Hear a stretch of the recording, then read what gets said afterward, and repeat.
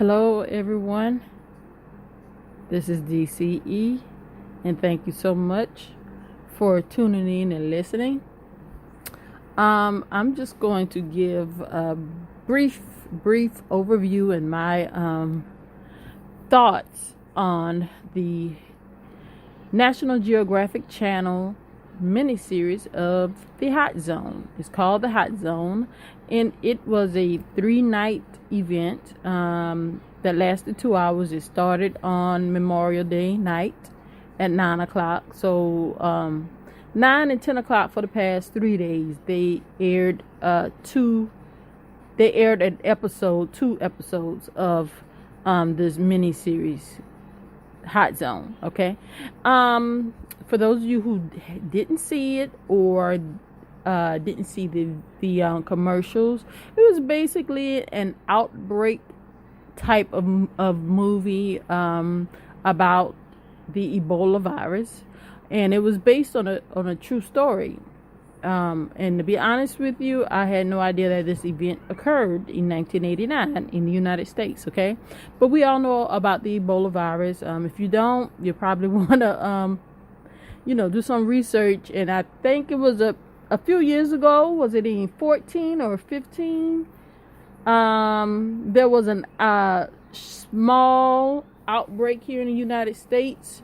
I believe it started with, there were some missionaries, some doctors doing missionary work in West Africa, doing a horrific Ebola outbreak. And then some people, those doctors got sick, and I might be confusing some events.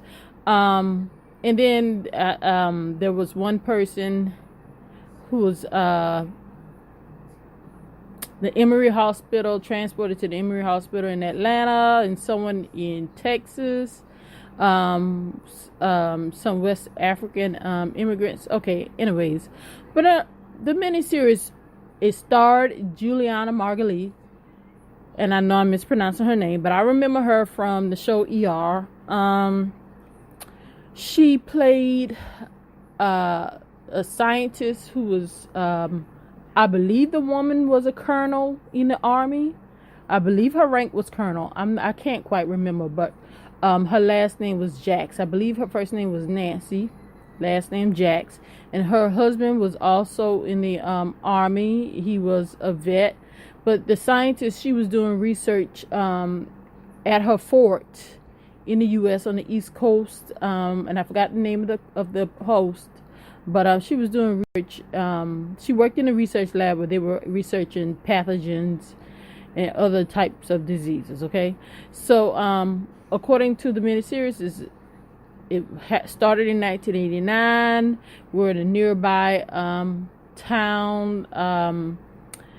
There was this research facility with a bunch of, I don't know if they were monkeys or chimpanzees. They were getting from Africa and also Southeast Asia, and apparently at least a handful of the monkeys were infected when they were transported by plane, and then the infection spread to other monkeys in the research facility. And I'll get back to that research facility in a minute. But and even though it was just a 3-day miniseries, but it was 2 hours, it's too much. I'm not going to go blow by blow or episode by episode, okay? But besides Juliana Margulies, there was Sir Davos, the Onion Knight, Liam Cunningham. Yes, I guess you could say, was a retired doctor or scientist / pathogen hunter or whatever.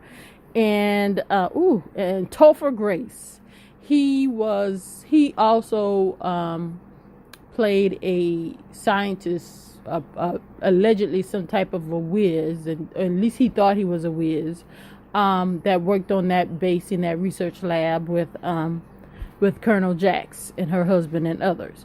So anyways, within this miniseries, over those course of 2 hours, they would show flashbacks as to how Liam Cunningham his first encounter with the Ebola virus in West Africa. And because he was being pulled back to work by Colonel Jacks to get his help and his expertise, because when they received this package that was left, haphazardly left at the loading dock at their research facility, and then they started taking specimens and looking at it under the microscope and trying to figure out what it was and whatnot. They thought it was some type of a simian flu thing. I think they say the simian flu that was running through the research facility.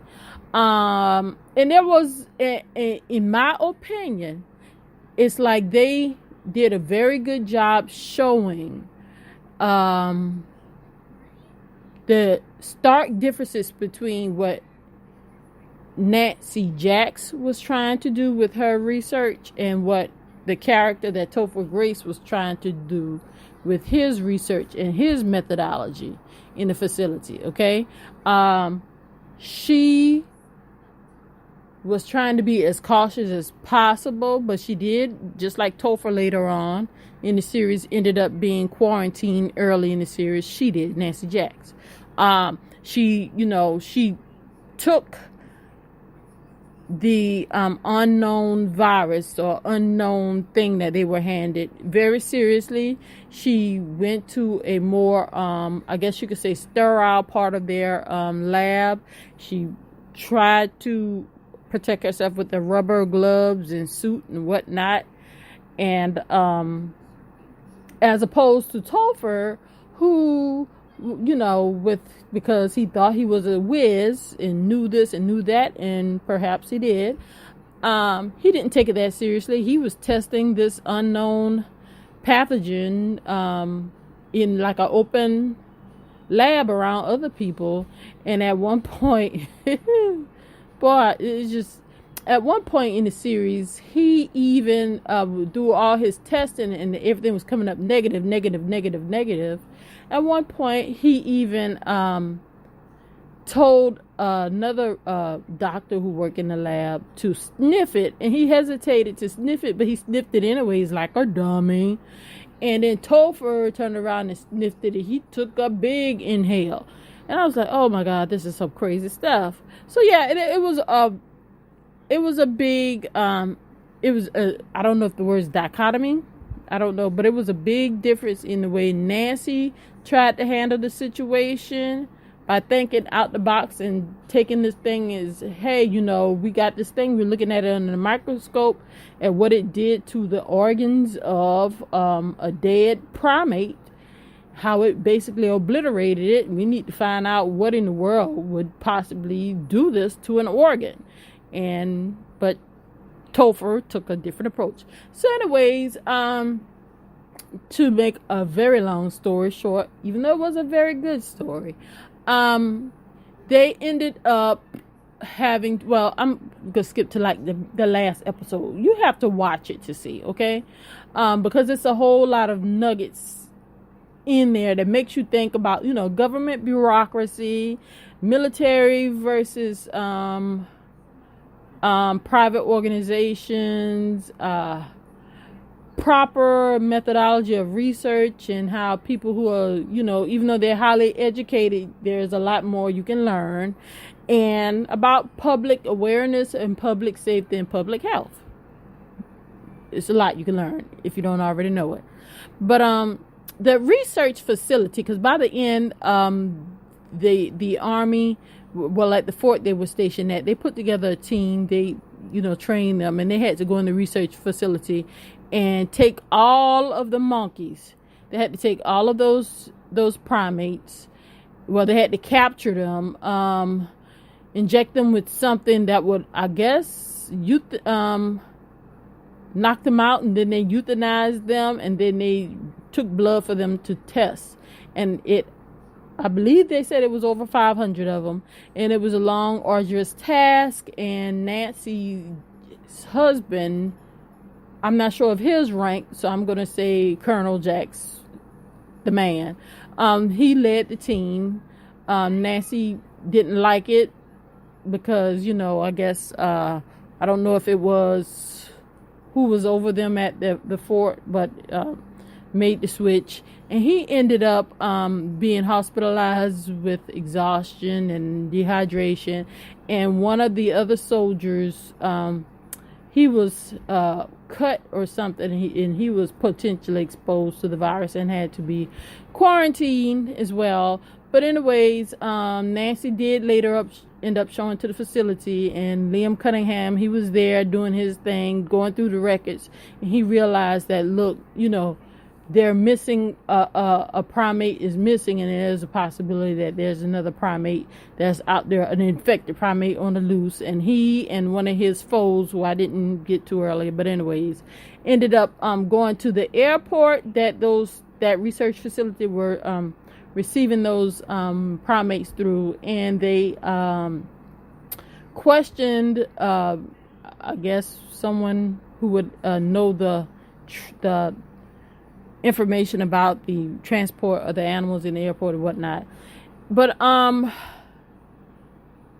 with that research facility, I have nothing at all against animal research. I respect and understand the importance of animal research. Okay, but in that miniseries, the way that it looked, and of course I know it's for TV, so it could have been different, could have been a lot better, could have been a lot worse, I don't know, but some of those people described it as a hellhole, and it really did look like a hellhole. So I understand that they were using those primates for animal research, but the way they had those primates housed, it was a breeding ground for something, if not a strain of the Ebola virus, for something extremely bad to occur. And at least one of the workers, and I guess one of the maintenance man, he did end up getting sick and was hospitalized. And of course the bureaucracy within that research facility, well, the owners, the people who run it, and the shareholders, of course, not wanting any information to get out to tarnish their brand, because of course money, but which is kind of crazy, because you are supposed to be a research facility where you have you obtain these animals, I guess, to sell different parts of them to labs and whatnot to conduct research, whether it's for cosmetics, medicine. Either way, you're related to the healthcare industry.